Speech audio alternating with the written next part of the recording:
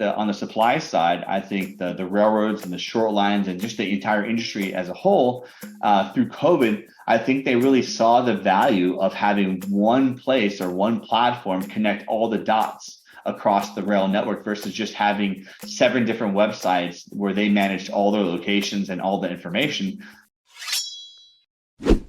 Welcome to Business Ninjas, brought to you by WriteForMe, where you'll hear from business leaders who are out there growing their business and slaying it every day. Learn from the masters. Let's get started.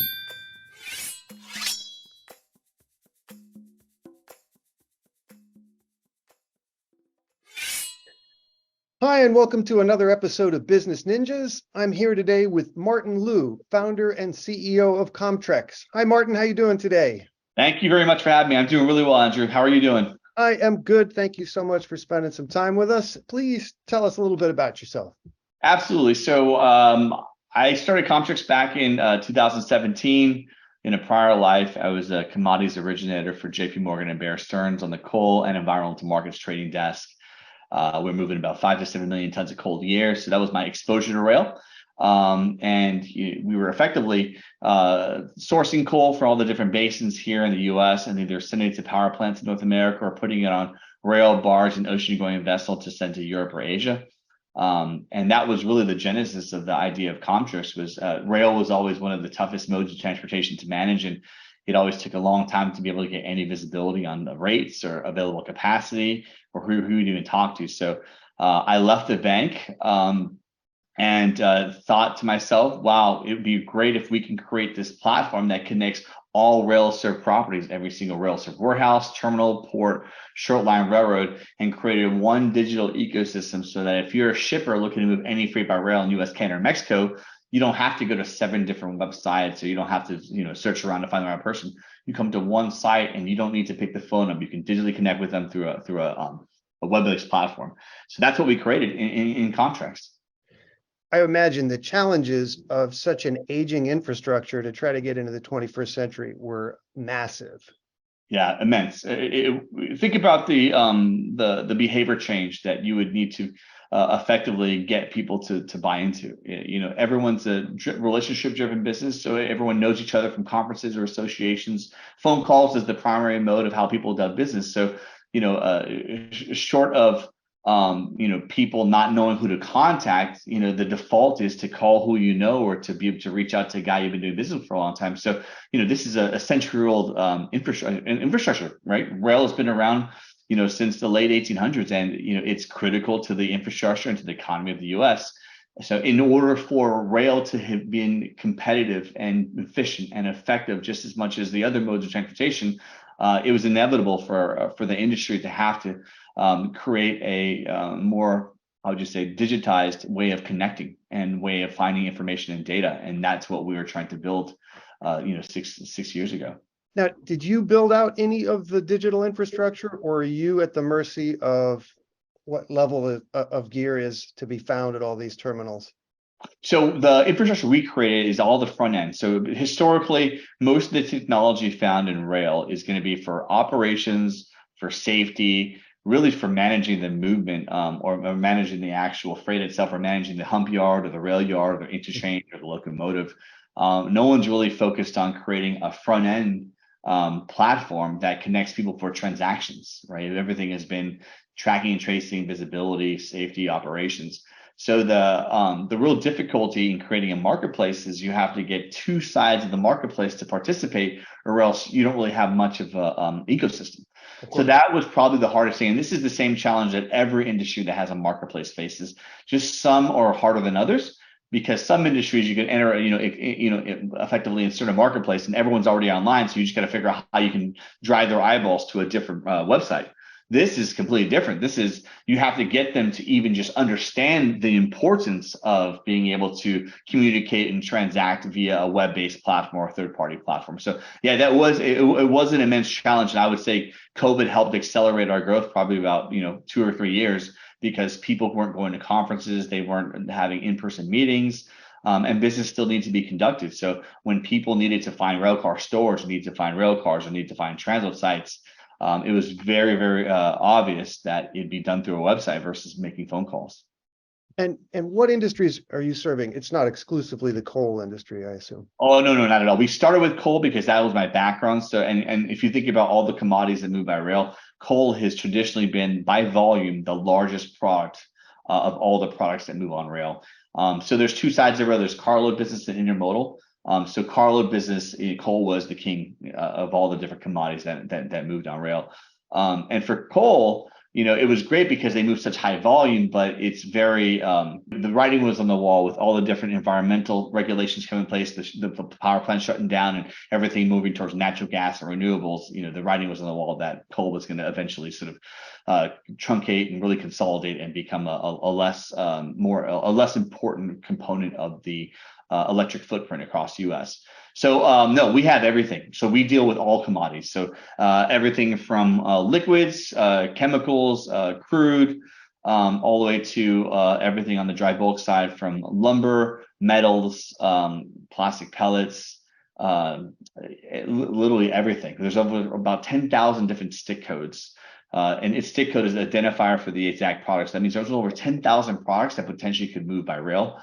And so for us, when we launched, the goal was to start off with dry bulk, get the coal guys in, get the mining guys, and get the guys who have very similar types of cars in, and then start diversifying to the liquids, and then eventually diversifying to the dimensional, so like your wind turbines and your oversized products, and then eventually to intermodal, where we're now managing containers. So it's been an evolution, but it did start with coal, but now I would say coal is probably maybe 5 to 10% of the total footprint. Okay. The public doesn't know much about the rail industry until there's a problem with it, right? Nobody thinks about it. They're unaware of it until there's a disaster or, something terrible. Who are your customers? What sort of industries do you serve most? We have two sides, so the two-sided marketplace. So we actually have two customers because it's a dual-sided platform. So the customers that we actually sort of make money with is effectively the supply side. So we've always thought monetizing the supply side would be the right move so that we can scale faster and get as many shippers into the platform as possible. So for ever since the beginning of time, we always have been a completely free product for shippers. I wanted to create as little resistance as possible for shippers to want to join our platform. So we use the supply side to subsidize the activity from the shippers. So the industries that we right now, probably the biggest part of the complex that we focus on really is transloading and warehousing. It has been the two areas where we've seen the most traction within the past, call it 24 months. And a lot of that was, really spurred by the pandemic. So you had a lot of ships coming in from China or Asia, and then because there are long queues of very minimal capacity at the West Coast ports, people would come to our website looking for capacity, in the Gulf, all the way to the Southeast, even all the way up to the East Coast, going up to New Jersey. So what our site did is it provided visibility and connectivity for these companies that historically just would move through one or two ports on the West Coast. But because the congestion was so bad and because it was very difficult to be able to find capacity, because everybody was scrambling for capacity, Commtrex became a default go-to service for shippers to be able to identify other places to move the product. And really, the pandemic did change or is in the process of changing the way shippers manage their inventory from, kind of a just-in-time model to more of a just-in-case model. And so just in case model means they're going to have some storage, and so they're going to have some warehousing space. They're going to have some reserves in the event that another, outlier event were to happen that shakes up the supply chain, so they can still get their products to their customers. We here in LA were very aware of the bottleneck situation. We were looking at, 40, 50 cargo ships just sitting off of Long Beach waiting to unload because there was such a lack of truckers. Now, what do you do in a situation like that where you have train schedules, but there's nothing to put on the train because it hasn't come off the boat yet? I mean, from a shipper's perspective, you have to figure out where you can go find available capacity. And available capacity isn't just a place where you can transload the container or the product onto a pad and then, be able to keep it there until there's, trucking capacity or road capacity. Capacity means the whole end-to-end solution. Because not only do you need capacity at the transload site or the terminal, you also need capacity if it needs indoor storage at the warehouse nearby. You also need drayage capacity or trucking capacity if you're going to be sending that particular product or container via truck. And if you're moving it by rail, you'd have to also make sure that there's enough capacity on rail to be able to manage the move. So capacity from very beginning to end is been a big problem for the industry because there's no visibility from origin to destination. There's a lot more visibility in trucks, a lot more visibility in ocean going freight. Obviously, very good visibility on air, but rail is an area where visibility is continuing to get better and better and better. And that's the thing with I think that's going to be critical for the growth of rail and for us to be able to provide more value to the shippers that either A, move by rail so they can move more freight by rail, or B, to the shippers who historically just moved by truck but would like to move by rail. I think that in order to get shippers comfortable with moving more freight by rail, I think the visibility is going to be a key component, and then also the ability to be able to provide consistent updates on what's happening with that respective load or with that respective container. And that's one of the reasons why we launched the logistics services component of our business, because we had a lot of shippers coming to us saying, can you just manage the entire move for us? And after having several shippers asking us constantly, we decided to launch a physical logistics component of our business. So we just launched that mid this year. Excellent. And has the shipping industry returned to some sense of normalcy in terms of its flow at the ports? It is. It took a while for things to get cleared up, but yeah, there is a much more, how would you say, fluid and consistent level of capacity that's available. I think what the issue that still remains, I think, is very much COVID related, is the labor shortages.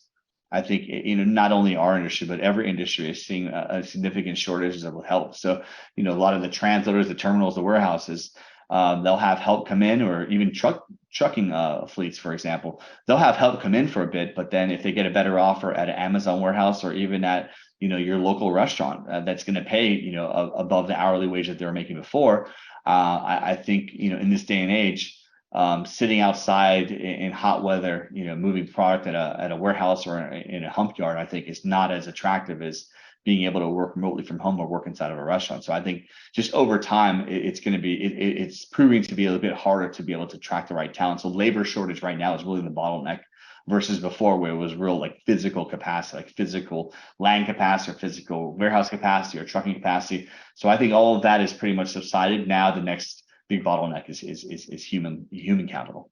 Well, that leads into my next question. Tell me about both the challenges and opportunities that COVID provided in the last couple of years for your business. So the biggest challenge that it probably provided for us at least was the funny enough, but the in-person meetings. A large part of our ability to be able to grow was really getting out to the largest shippers, getting out to the railroads, the large warehouses and terminals, and getting to know them so they felt comfortable with putting their properties or their locations on the platform. So it cut both ways. So in a sense, that was a very difficult thing because people weren't seeing each other, particularly at your largest shippers. You look at your Fortune 500 companies. Only until recently have they been allowed to go to conferences or allowed to really go out and see vendors or take visitors at their locations. So that was an issue for us. I'd say conversely, on the other side of that, it actually was a big accelerator for us because of that same exact reason that we weren't able to go out. You had a lot of people that were registering for our site. Today, we have over 1,500 shippers that use our system. And pre-pandemic, I think we're closer to call it 700, 600, 700. So I'd say over the past year that really accelerated, and also the activity level of the shippers and the supply side. So the shoreline railroads, the transloaders, the warehouses also increased because what I think really happened was it wasn't just a temporary, let's use Commtrex until things get back to normal and then we'll revert back to the mean. I think, once people make a change, once they get their heads around the idea of changing their behavior and seeing how much easier it is to be able to manage their freight or manage their customer base on a platform, I don't think you revert back to where you were before because, once that change is taking place, it's very hard to say, I think I'm going to go back to phone calls. I think I'm going to go back to fax machines and Excel spreadsheets and paper. We make it so easy for people to connect and for people to communicate that, it really, particularly right now when there's a labor shortage, people have to do more with less. So timing wise, I think the opportunity really was getting more people to use the system. And I think the other big opportunity it also prevented or created rather was on the supply side. I think the railroads and the short lines and just the entire industry as a whole through COVID, I think they really saw the value of having one place or one platform connect all the dots across the rail network versus just having 7 different websites where they managed all their locations and all the information. They all 7 Class 1 railroads have partnered with Commtrex to put their transit facilities in U.S., Canada, and Mexico on. And I think because it's making it easier for their shippers to move freight by rail, I think they saw the value in that, and they continue to sort of continue to work with us and continue to come up with solutions that can move the customers in that direction, because that also is very helpful to the railroads. The more things are transacting through a platform, the more data they're collecting, and then also the less people they're having to use to be able to manage those relationships. These companies, what companies do you work best with, and what problems are you solving for them? So the Class 1 railroads are one of our most important partners because it's really their network that we're really trying to manage for shippers. And all of them have been extremely helpful. And I think where they've been the most helpful is just being supportive of an idea of having one site that aggregates all this data in all these different locations to be able to identify, for shippers at least, to be able to identify capacity on their lines. I think that was a tremendous decision that needs to be made, because you couldn't just have, using the airline analogy, you couldn't just have Expedia with American Airlines and United Airlines. I'd go to United American's website. In order for a marketplace to really be valuable, you need to have as many supply side players as possible. So, once we had a few Class 1s, then, the next one came on, the next came on, and then finally we had all 7.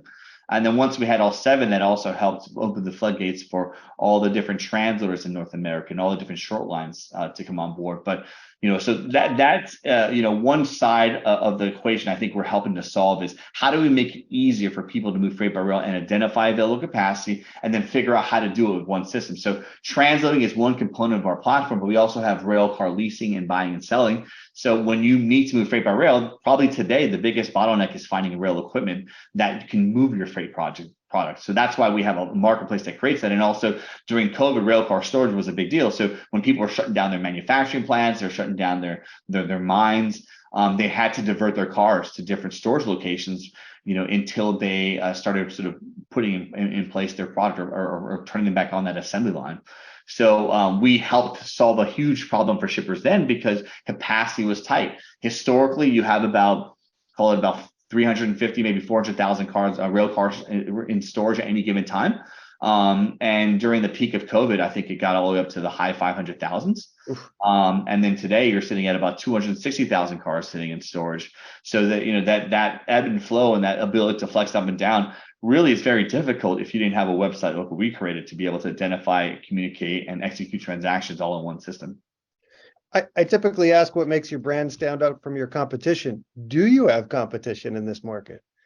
There's no other platforms that exist that do what we do. I said in the competition that we have, it would be from a human relationship component. So long before we came along, there was the concept of brokers, and brokers exist in every industry. And I think they're a very critical piece to the supply chain, and there's a critical piece to the trading market when I was at the bank. But really, that's the competition are people wanting to do things themselves through a web-based platform, or people wanting to pick the phone up and call a human and ask them for help. I think that's probably our biggest competition. And the second biggest competition, and I think this continues to be and will be, is really just human behavior. That's probably the biggest competition, is changing the way people do things and changing the way people really think about how they manage their freight. And that's why we launched the logistics business, is because we think, our investment thesis here, moving forward, is that rail typically is very insourced. So if you move a lot of freight by rail, you typically have a team of people. Well, now we're seeing companies start to outsource that, and they're starting to look for rail 3PLs that can help manage that. So they'll have 1 or 2 logistic coordinators, but they don't have a team of 10, 12, 14 people anymore. Now they outsource a lot of that movement to a third party like Commtrex, because it's getting harder and harder to find talent and expertise and people with experience, right? A lot of the people who've been in this industry for 40, 50 years are retiring or they're moving to the next phase in their life, and they're being backfilled by folks that just don't have the same expertise. So how do you get that? You have to outsource that, by to a company that has the team of seasoned professionals that can help manage your freight. Do you see a time where any of the high-speed rail projects actually come to fruition in this country? Yes, absolutely. Obviously, closest to home for us is the Houston to Dallas project. That project, I think they had a lot of the hurdles that they need to get over. Were effectively the boxes were checked pre-COVID, and then COVID hit. And I think what happened was financing became an issue, and then all just at a much more macro level, the pricing for what it would cost for a passenger ticket. I think that also became a big contention because, we're going to go invest billions of dollars into this high speed network. If we build it, are they going to come? Are people going to pay, something that's maybe flat or equivalent, or maybe a little cheaper or a little more than the airlines? I think they will, particularly for that route. I think you also have a corridor in Vegas to Los Angeles that's being built out as well. Coming from Southern California, I think that's a great idea because there's so much travel that happens between LA and Vegas. And now Vegas has a hockey team, Vegas has a football team. So I think Vegas, as it continues to grow and become a denser hub of entertainment, I think that makes a lot of sense. And then there's high-speed rail projects work going on in Florida as well. So I think high-speed rail is going to be in the future, it's going to be a more important component of how people transport themselves or how they commute back and forth from one city to another. Well, I hope the math works out. I know here in LA, we are spending an absolute fortune on both our light rail and our subway systems. And I don't know that the volume of ridership is worthy of the money on the front end, because people don't really take the subway in LA. We do live in a seismically active place. I mean, I know Japan's train systems run just fine in a highly seismically active place, but I digress. No, I think that's a good point. I mean, LA is a very dense city coming from there, and traffic is only getting worse. I remember it used to take me 25, 30 minutes to go from downtown LA to Santa Monica. And that would be on a weekday. Now, even on a weekend, on a Sunday morning or Saturday morning, it takes you an hour just to go 20 miles or 15 miles. Yep. Yeah, and our gas prices have finally dipped below $5 a gallon, but we were up in the 6.5 range. So at that point, there's an equation that starts to shift towards public transportation. Yeah, I hear you. That's exactly right. I'm originally from New York, and the subway system there is in dire need of upgrade. It's aging badly, and it's apparently not particularly safe these days. So the rail system certainly has challenges in terms of perception more than reality, I think. But that's right. Change has to come. And there's capital being allocated by the federal government through vis-a-vis the infrastructure bill, where there's going to be a lot of federal subsidies for there to be upgrades all across the transportation infrastructure in the U.S. Rail does have earmarked a decent amount of money in that bill, and I think a good amount of that money is also earmarked for passenger rail. So I think the administration and our government does believe that there is a place for passenger rail, and for being such a large country that's spread out with over 300 million people. We have a pretty light passenger freight network for moving people. It's really coastal in the major cities, but it's not like there's I can't catch a train from Houston to Chicago or from Houston to New York. That really doesn't exist today. It's really interstate in California, or from New York to DC, or Boston to DC. But you don't really see it a lot in the middle of the country. I have a friend who still loves to take the train. He literally got on one yesterday in LA, and will have a total of 70 hours before he's on the East Coast, going through Colorado, Kansas City, Chicago, the whole thing. So it's doable, and I'm sure this time of year it's lovely, but it's an undertaking, and frankly, it's no cheaper than flying.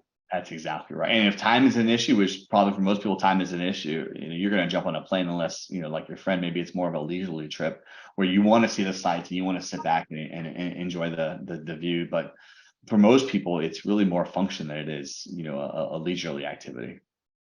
Well, hey, you're trying to take an aging infrastructure into the modern era, and I applaud your foresight to carve out that niche for yourself. What's something that you would like to be celebrating personally and or professionally a year from now?